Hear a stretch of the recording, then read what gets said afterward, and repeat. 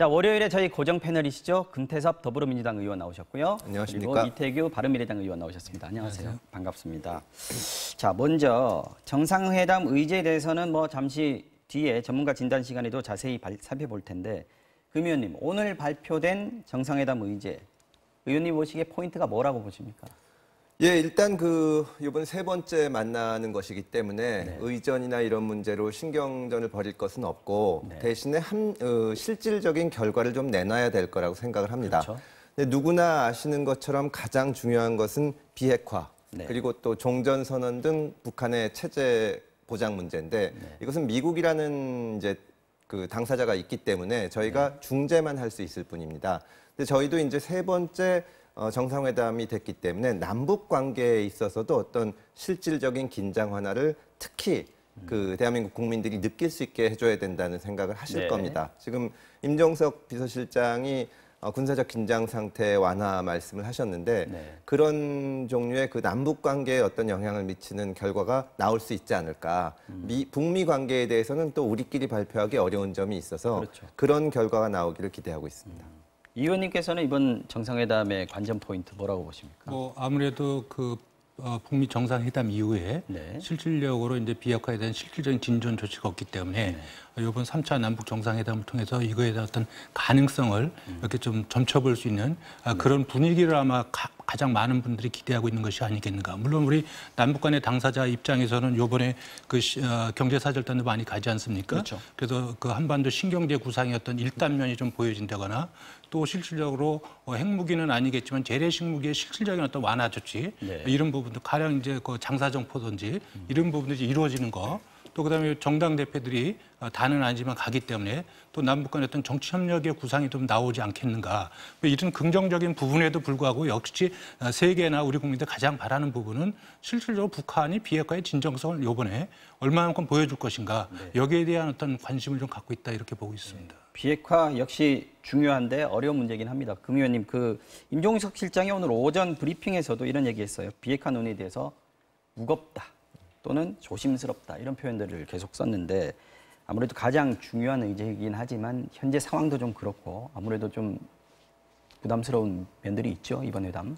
예, 이제 북한의 비핵화를 북한에서는 체제 보장과 연계하고 싶어 하는데 미국에서는 비핵화를 먼저 해야 된다고 주장을 합니다. 그러다 보니 이게 양측이 다 어려운 것인데요.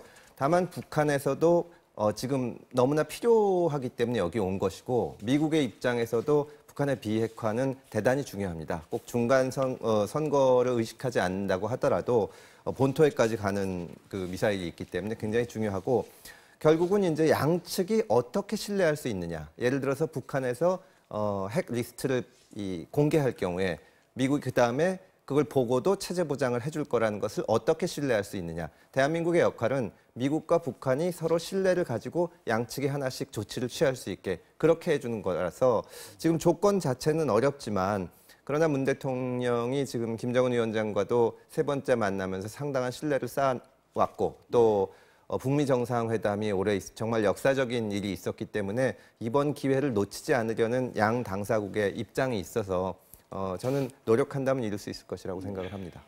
임 실장도 오늘 두 정상 간의 진솔하고 깊이 있는 대화 여기에 달려 있다 이런 얘기했어요. 하지만 어려운 건 사실인 것 같습니다. 야권에서 봤을 때 의원님이나 야당 입장에서 적어도 이 정도는 비핵화에 관련해서 언급이 돼야 된다 또는 제시가 합의가 나와줘야 된다 이런 선이 있습니까? 특별한 선이라기보다는 이 비핵화라는 부분은 이제 국제 기준에 맞춰서 따라야 되는 것이 맞고요. 그래서 국제적 기준으로 봤을 때 이것이 보편적이고 합리적이다 이런 판단이 들면 야당이 여기에 반대할 이유가 없다는 생각이 들고요. 그렇기 위해서는 저는 이제 대통령께서 너무 서두르지 말고 국제사회와 어떤 보폭을 맞춰가는 것이 굉장히 중요하다. 그래서 신고하고 또 이걸 검증할 수 있고 또 폐기할 수 있고 이런 일련의 어떤 핵폭의 어떤 절차들이 있습니다. 절차들에 대해서 북한이 진정성 있는 어떤 자세로 나온다면 그런 부분에 대해서 야당이 반대를 하는 게 이유는 없다. 다만 이런 비핵화에 대한 어떤 보편적인 절차나 기준에 대한 어떤 합의가 없이 바로 어떤 종전선언이라든지 이런 어떤 남북 간의 어떤 급격한 어떤 협력이라든지 이런 부분들이 만약에 진행이 된다면 이것은 이제 야당의 협조를 얻기가 굉장히 어렵고 또 미국의 어떤 반대나 이런 국제사회의 어떤 공조가 깨지는 그런 결과도 올 수 있다. 이런 말씀을 좀 드립니다. 자, 알겠습니다. 이번에는 방북 수행원 명단 관련해서 한번 얘기해 보겠습니다. 어제 발표가 됐는데 어떤 사람들이 북한에 가느냐를 보면 회담이 어떤 식으로 이루어질지 또 뭐 의제까지도 보이기 마련인데요. 그런데 이 명단을 놓고도 여야 입장이 조금 엇갈리는 것 같습니다. 관련 영상 잠시 보고 이야기 이어가겠습니다.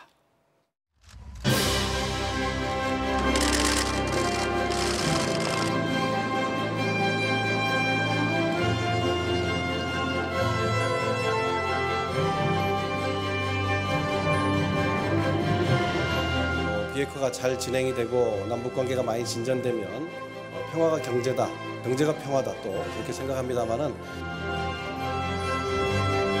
남북 분단의 아픔을 떨쳐내고 평화와 번영의 힘찬 새 역사를 열 계기가 될 것입니다. 국제사회의 제재 리스트에 오를 수 있는 리스크를 감수해야 되는 상황에서 동행토록 하는 것은 부적절하다는. 네, 금 의원님. 수행단에서 가장 눈에 띄는 인물 혹시 있으십니까?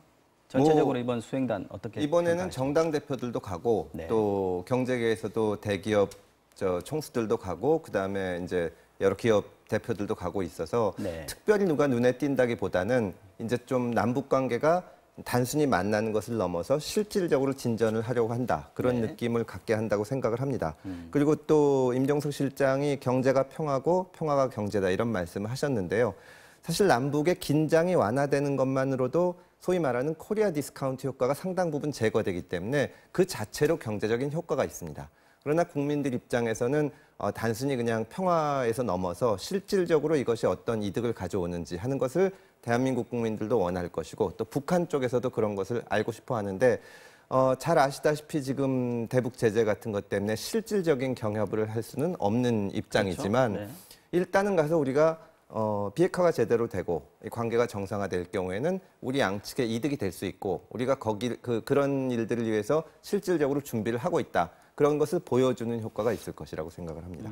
이 의원님께서는 이번 수행단의 특징 뭐라고 보십니까? 뭐 아무래도 정당 대표의 방북도 요청을 했고 또 경제사절단도 포함이 돼 있고 또 자치단체 등 포함이 돼서 네. 정부의 입장에서는 이것이 하나의 문재인 정부 차원의 문제가 아니라 거국적인 차원에서 우리가 남북 협력 과 남북 그 관계 개선에 우리가 모든 노력을 다하고 있다. 이런 진정성을 북한 측에 좀 보여주려고 하는 그런 노력들이 저는 있다고 보여집니다. 그리고 대통령께서도 말씀하셨던 올해 안에 비핵화에 대해서 의미 있는 진전을 이루어내기 위해서는 우리 그 대한민국에 보다 더 선도적으로 진정성을 보여줄 필요가 있다. 그리고 경제사절단이 포함된 것도 역시 지금 이제 북한의 입장에서는 경제협력이 굉장히 중요하기 때문에 그런 요구도 대폭 수용한 것이 아닌가 그런 쪽에서 의미 부여를 좀 할 수 있다고 보여집니다. 이번에 4대 그룹 총수들이 포함된 건 북한에서 요구했다 이런 얘기들도 있긴 하더라고요. 내부적인 사정은 모르겠습니다만 어쨌든 경제계에서 그렇게 대규모로 가게 되면 북한 측에서 그 부분에 대해서 평가를 하지 않을 수 없을 거라고 생각을 합니다. 자, 빠져서 눈에 띈 분들도 있습니다. 이재명 경기도지사, 접경지역 광역단체장인데 강원도지사는 같이 가는데 이재명 도지사는 빠졌어요. 그리고 정세현, 이종석 전 통일부 장관이 지난번 첫 정상회담 때는 동행을 했거든요. 이번에는 빠졌습니다. 이 의원님, 이 부분은 어떻게 보십니까? 글쎄요, 뭐 정세현 전 통일부 장관이나 뭐 이런 분들이 빠질 수 있는 거는 뭐 이제 실무적인 편의에 따라 빠질 수 있다고 보는데. 빠져도 된다. 네, 뭐 꼭 그렇게 같이 갈 이유는 없다 이렇게 보여지는. 다만. 그 최문순 강원지사가 포함이 돼 있는데 같은 접경 지역의 경기도지사가 빠져 있다는 부분은 이제 청와대 입장에서는 뭐 부정하겠지만 아무래도 뭐 이 부분에서는 정치적 의도가 있는 것이 아닌가 세간에서는 이렇게 의심하기에 충분하다 이렇게 만약에 의도라면 어떤 아무래도 이제 친문 세력의 강한 이제 그 견제 이렇게 견제 뭐 이렇게 그것이 만약에 사실이라면 그건 굉장히 졸렬하고 편협한 조치다 이렇게 볼 수 있습니다. 사실이라면이라는 단서를 다시긴 하셨어요. 네, 어떻게 그것이 보십니까? 사실이라면 정말 졸렬하고 편협한 조치라고 저도 생각합니다. 근데 그럴 가능성은 없고요. 물론 저 경기도도 접경이고 강원도도 접경이지만 그런 식으로 따지기 시작하면은 광역단체장이 다 가야 되는데 그럴 수는 없지 않습니까? 강원도 같은 경우에는 작년에 평창올림픽을 거치면서 어떻게 보면 남북 관계에 이제 물꼬를 튼 그런 지역이고 그렇죠. 그런 의미에서 가는 것이지 다른 의도가 있는 것은 전혀 아니라고 알고 있습니다. 또 이재명 지사는 제가 알기로는 다보스 포럼과 관련된 그 일정도 있는 것으로 알고 있고요. 정치적인 의도는 전혀 없습니다. 알겠습니다. 자, 금희님 근데 이번에 4대 그룹 총수들 수행업 명단에 포함됐다는 말씀 아까 드렸고 네. 그런데 이게 이재용 삼성전자 부회장 동행을 놓고 비판적인 의견도 일부 있습니다. 임종석 실장은 재판은 재판이고 일은 일이다 이렇게 표현했는데 어떻게 보십니까? 이 부분에 대해서 지적하시는 야당이나 또 비판하시는 분들의 의견에 대해서 저희가 무겁게 받아들여야 된다고 생각을 합니다. 네. 지금 재판 중에 있고 여러 가지로 충분히 논란이 있을 수 있는 사안이라고 생각을 합니다. 다만 남북 관계의 긴장을 해소하고 여기에서 어떤 비핵화라는 진전을 얻어내는 것은 너무나 중요한 문제이기 때문에 그런 불가피한 측면이 있었다는 점에서 좀 이해를 구하고 싶습니다.